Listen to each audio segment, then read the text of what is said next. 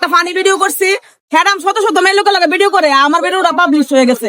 এই জন্য মানুষ আমাকে হ্যাডামের বউ বললা ইস্যুটা তৈরি করলে মানুষের ভিউ কামাই আমাকে দিয়া। আমি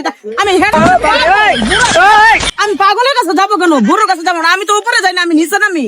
আমার সিনিয়র ভালো লাগে না। অনেকেই তো বলতেছে, আমার দর্শকরা কমেন্টে বলতেছে এখন আমরা যতই বলি আবার বলি, যত যাই বলি না কেন, আমরা চাই যেটা ঘুরে যায়, কিন্তু দর্শকেরা ঘুরে না, দর্শক কিন্তু ঘুরে দর্শকের মজা পাই। আর দর্শকের উদ্দেশ্যে বলতেছে, আমি কোনো হ্যাডাম বাবার বউটো কিছু না ভাই।